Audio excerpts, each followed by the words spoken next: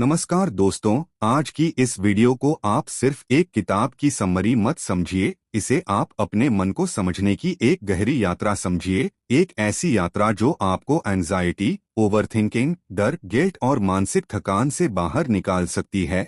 आज हम जिस किताब की बात करने वाले हैं उसका नाम है don't believe everything you think और इसे लिखा है जोसेफ nguyen ने। दोस्तों, ये किताब आपको ये नहीं सिखाती कि आप जिंदगी को कैसे कंट्रोल करें, बल्कि ये सिखाती है कि जिंदगी को कंट्रोल करने की कोशिश छोड़कर आप शांति कैसे पा सकते हैं। दोस्तों, इस किताब का सबसे बड़ा और सबसे पावरफुल मैसेज यही है कि आपके दुखों की असली वजह आपकी परिस्थितियां नहीं हैं, आपका पास्ट नहीं है, लोग नहीं हैं, बल्कि वो थॉट्स हैं जिन पर आप बिना सोचे समझे विश्वास कर लेते हैं और जिनसे आप लगातार लड़ते रहते हैं। क्योंकि सच ये है कि हर थॉट सच नहीं होता, हर थॉट आपका नहीं होता और हर थॉट को फॉलो करना जरूरी नहीं होता। अब चलिए इस किताब को चैप्टर बाय चैप्टर समझते हैं, पूरी गहराई के साथ। चलिए शुरू करते हैं चैप्टर 1 से, जिसका टाइटल है the root cause of suffering. दोस्तों, इस चैप्टर में लेखक एक बहुत सिंपल लेकिन लाइफ चेंजिंग बात बताते हैं। वो कहते हैं कि पेन और सफरिंग एक चीज नहीं है। पेन जिंदगी का हिस्सा है, लेकिन सफरिंग ऑप्शनल है। मतलब दर्द होना नॉर्मल है, लेकिन दुखी बने रहना जरूरी नहीं है। जब कोई अपना छोड़कर चला जाता है तो दर्द होता है, जब एग्जाम में फेल होते हैं तो दर्द होता है, जब जॉब चली जाती है तो दर्द होता है। लेकिन असली सफरिंग तब शुरू होती है जब हम उस घटना को बार बार अपने दिमाग में चलाते हैं, उसके साथ एक कहानी जोड़ देते हैं और उसी कहानी पर विश्वास कर लेते हैं। दोस्तों, सोचिए, दो लोग हैं जिनकी नौकरी चली जाती है। पहला व्यक्ति सोचता है, मेरे साथ ही ऐसा क्यों होता है, मेरी जिंदगी खत्म हो गई। और दूसरा व्यक्ति सोचता है, ये मुश्किल है, लेकिन शायद कुछ नया करने का मौका है। घटना एक जैसी है, लेकिन स्टोरी अलग है और उसी स्टोरी की वजह से एक व्यक्ति टूट जाता है और दूसरा आगे बढ़ जाता है। इस चैप्टर का सबसे बड़ा लेसन यही है कि घटना आपको दुख नहीं देती, उस घटना के बारे में आपका सोचना आपको दुख देता है। अब चलते हैं चैप्टर 2 की तरफ, जिसका टाइटल है you are not your thoughts. दोस्तों, ये चैप्टर आपके पूरे सेल्फ आइडेंटिटी को हिला देता है, क्योंकि बचपन से हमें यही सिखाया गया है कि मैं जैसा सोचता हूँ वैसा ही हूँ। लेकिन लेखक कहते हैं कि आप अपने थॉट्स नहीं हैं, आप वो हैं जो थॉट्स को देख रहा है। आपने कभी नोटिस किया है कि थॉट्स अपने आप आ जाते हैं, कभी कभी अजीब, नेगेटिव, डरावने थॉट्स भी? क्या आपने उन्हें कॉन्शियसली इनवाइट किया था? नहीं। तो फिर आप उन्हें अपना कैसे मान सकते हैं? जब आपके मन में आता है मैं यूजलेस हूँ या मैं फेल हो जाऊंगा, तो वो थॉट आपने बनाया नहीं है, वो बस आया है। और अगर आप उसे सच मान लेते हैं तो एंजाइटी शुरू हो जाती है। लेकिन अगर आप बस उसे ऑब्जर्व करें और कहें, अच्छा, एक थॉट आया है, तो उसकी पावर खत्म हो जाती है। इस चैप्टर का कोर मैसेज यही है कि आप ड्राइवर नहीं हैं जो हर थॉट को फॉलो करे, आप पैसेंजर भी नहीं हैं, आप वो स्क्रीन हैं जिस पर थॉट्स चल रहे हैं। अब आते हैं चैप्टर 3 पर, जिसका टाइटल है द इल्यूजन ऑफ कंट्रोल। दोस्तों, यहाँ लेखक बताते हैं कि हम जितना ज्यादा अपने दिमाग को कंट्रोल करने की कोशिश करते हैं, उतना ही दिमाग अनकंट्रोलेबल बनता जाता है। आपने नोटिस किया होगा, जब आप खुद से कहते हैं ये मत सोचो, तो वही थॉट और तेज हो जाता है, क्योंकि रेजिस्टेंस ही सफरिंग की जड़ है। जिस चीज से आप लड़ते हैं वही चीज मजबूत हो जाती है। सोशल एंजाइटी वाले लोगों को देखिए, वो खुद से कहते हैं आज ऑकवर्ड मत होना, और उसी वजह से वो ज्यादा ऑकवर्ड हो जाते हैं। लेकिन जब आप नर्वसनेस को एक्सेप्ट कर लेते हैं तो वो अपने आप कम हो जाती है। इस चैप्टर हमें सिखाता है कि थॉट्स को दबाना नहीं है,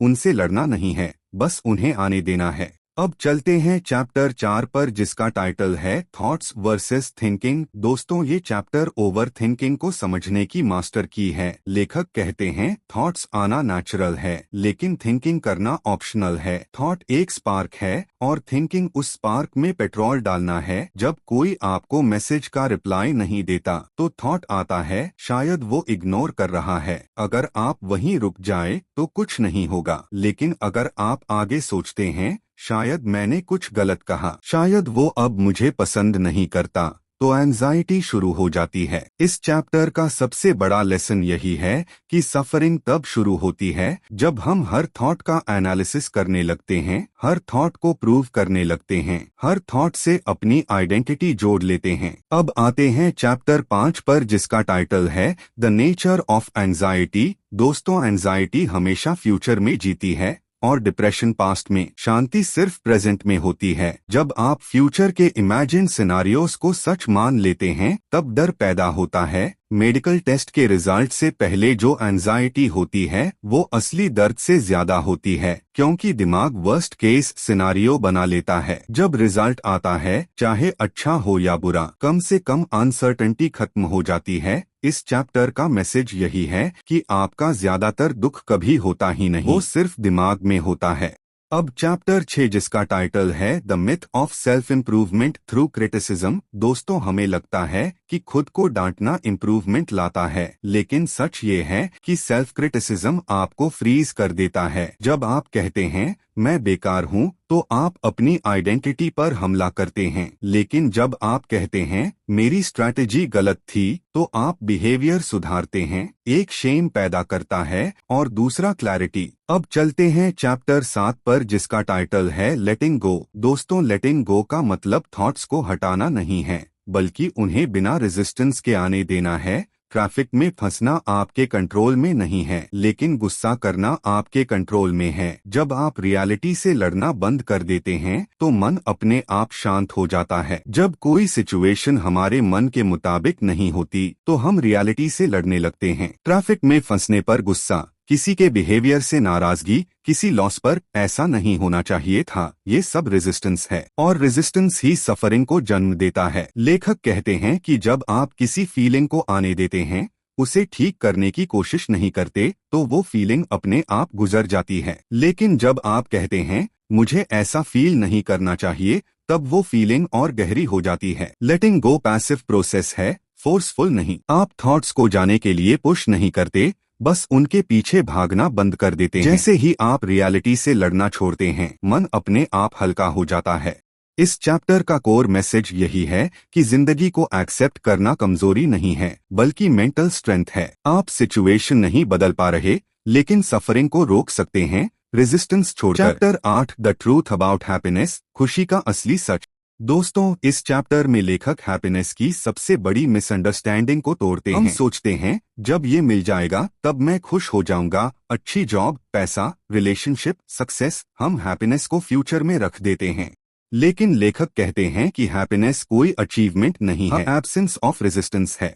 जब आप किसी चीज की कमी से लड़ना बंद कर देते हैं, तब जो स्टेट बचती है वही पीस है, वही हैप्पीनेस है। एक्सटर्नल चीजें टेम्परेरी प्लेजर देती हैं, नई चीज खरीदने पर खुशी होती है, लेकिन कुछ समय बाद वही चीज नॉर्मल लगने लगती है, क्योंकि प्रॉब्लम बाहर नहीं थी, प्रॉब्लम अंदर की एक्सपेक्टेशंस थी। लेखक बताते हैं कि बचपन में बच्चे बिना किसी कारण के खुश रहते हैं, क्योंकि उनके पास मेंटल स्टोरीज कम होती है। जैसे जैसे हम बड़े होते हैं, हम हैप्पीनेस पर कंडीशंस लगाते जाते हैं और वही कंडीशंस हमें दुखी रखती हैं। इस चैप्टर का लेसन यही है कि हैप्पीनेस को ढूंढना बंद करो, मेंटल नॉइज को कम करो। पीस कोई नई चीज नहीं है, वो हमेशा से आपके अंदर है, बस थॉट्स की परतों के नीचे छुपी हुई है। Chapter 9, living without overthinking, overthinking के बिना जीवन जीना। दोस्तों, इस आखिरी चैप्टर में लेखक बताते हैं कि जब हम ओवरथिंकिंग से बाहर आते हैं तो जिंदगी नेचुरली बेहतर फ्लो में चलने लगती है। ओवरथिंकिंग हमें स्लो कर देता है, कंफ्यूज्ड बना देता है और प्रेजेंट से काट देता है। जब माइंड क्वाइट होता है तो डिसीजंस इंट्यूएशन से आते हैं, डर से नहीं। एथलीट्स जब बेस्ट परफॉर्मेंस देते हैं तो वो हर मूवमेंट के बारे में नहीं सोच रहे होते, वो बस प्रेजेंट होते हैं। सेम चीज कॉन्वर्सेशंस, रिलेशनशिप्स और काम में भी लागू होती है। लेखक कहते हैं कि क्लियर माइंड में क्रिएटिविटी बढ़ती है, कॉन्फिडेंस बढ़ता है और कनेक्शन डीप होते हैं। ओवरथिंकिंग हमें खुद से और दूसरों से दूर कर देता है। इस चैप्टर का सबसे बड़ा टेक अवे यही है कि आपको बेटर बनने के लिए ज्यादा सोचने की जरूरत नहीं है, बल्कि कम एंगेज करने की जरूरत है। थॉट्स आएंगे, लेकिन आप हर थॉट का पीछा नहीं करेंगे, यही फ्रीडम है।